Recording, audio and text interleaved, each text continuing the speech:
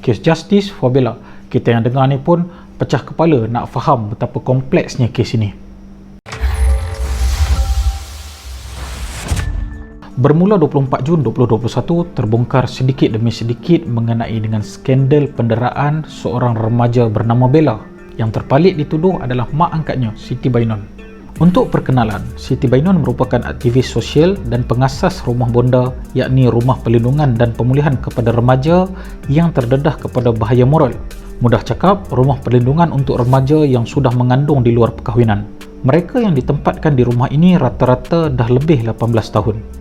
Siti Bainon ini merupakan orang yang ada clout tersendiri kerana pada usia 29 tahun dia sudah menjadi pengasas Rumah Bonda, terpilih sebagai ahli parlimen belia, naib ketua Puteri UMNO bahagian Ampang dan juga tokoh wanita muda negara.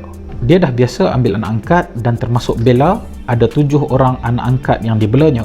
2 orang adalah kanak-kanak sindrom Down. Memang impresif lah kalau kita tengok CV dia.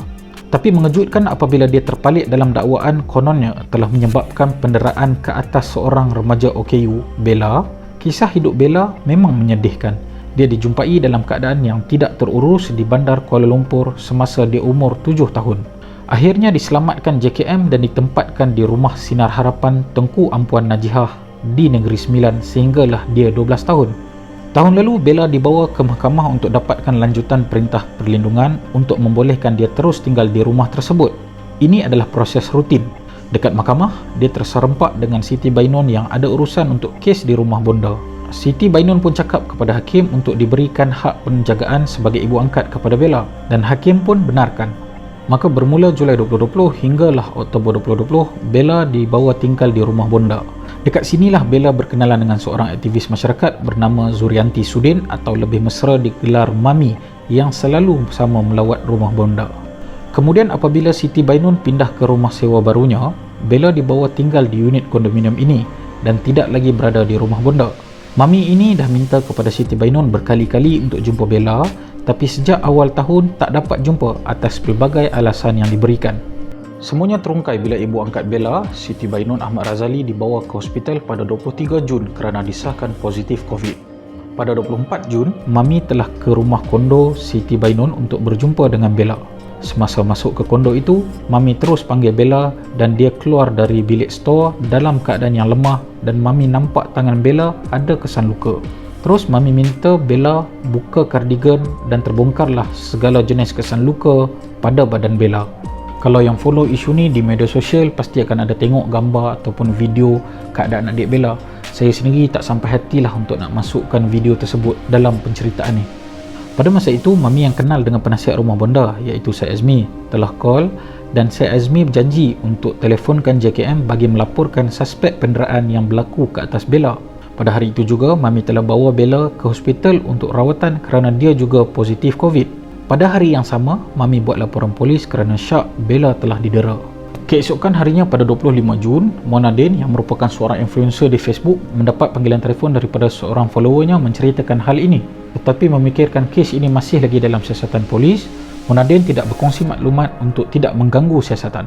Akhirnya, setelah lebih seminggu menunggu perkembangan siasatan aduan penderaan Bella, melihatkan tiada sebarang update yang disampaikan pihak PDRM, pada 5 Julai, Mona Din telah berkongsi maklumat dan gambar-gambar kesan luka pada badan Bella ini. Ini adalah titik permulaan kes ini meletup di media sosial, terutamanya di Facebook. Lebih-lebih lagi bila Mona Din call out Syed Azmi kerana tidak bersuara tentang hal ini.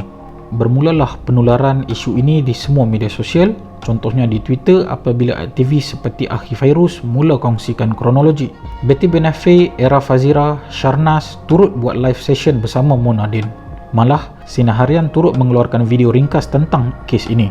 Dan kesan kuasa viral media sosial, Siti Bainon ditahan polis pada 6 Julai 2021 bagi membantu siasatan di bawah Seksyen 31-1-A Akta Kanak-Kanak 2001, iaitu bagi kesalahan menganiaya, mengabaikan, membuang atau mendedahkan kanak-kanak itu dengan cara yang mungkin akan menyebabkan mengalami kecederaan fizikal.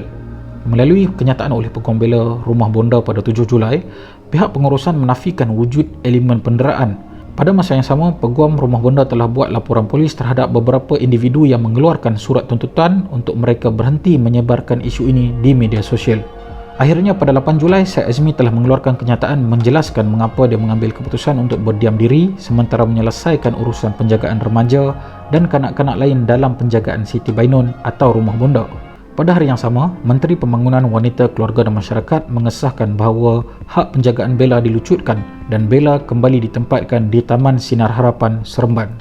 Keesokan harinya, Timbalan Menteri Pembangunan Wanita, Keluarga dan Masyarakat mengesahkan Rumah Bonda telah beroperasi tanpa kebenaran dan tidak didaftarkan di bawah peruntukan Akta Pusat Jagaan 1993 dan Rumah Bonda telah disita. Agak pelik bagaimana rumah pelindungan yang beroperasi tanpa kebenaran tetapi banyak dikunjungi oleh orang ternama seperti YB Mas Ermiati dan Datuk Dr. Zulkifli. Pada 15 Julai sekali lagi, Siti Bainun ditahan bagi siasatan di bawah Seksyen 323 Kanun Keseksaan dengan sengaja mendatangkan kecederaan dan Seksyen 506 Kanun Keseksaan melakukan ugutan jenayah. Namun kemudian dia dibebaskan kerana permohonan reman ditolak. Pada 16 Julai, sekali lagi Peguam Bela Siti Bainun telah keluarkan suatu kenyataan menjelaskan beberapa tomahan yang tular di media sosial. Pada 16 Julai juga, Astro Awani menyiarkan liputan khas mengenai isu ini, termasuklah dengan menemu bual saksi-saksi yang pernah menyaksikan insiden penderaan di Rumah Bonda. Pada 17 Julai, JKM telah menyelamatkan 11 orang penghuni yang berada di Rumah Bonda. Sedangkan di Skrup pula baru reveal hari ini, Syed Azmi bukan hanya penasihat Rumah Bonda tetapi juga naib presiden dan pengasas bersama Rumah Bonda. Pihak Ego mengharapkan Syed Azmi dan Siti Bainun dapat memberikan penjelasan mengenai pendedahan The Skrup ini. Dan hari ini genap sebulan laporan polis dibuat oleh Mami. Sehingga kini selepas 2 kali ditahan polis untuk 2 peruntukan yang berbeza, masih tiada pertuduhan terhadap Siti Bainun ataupun mana-mana individu lain. Semoga ada keadilan untuk Bella.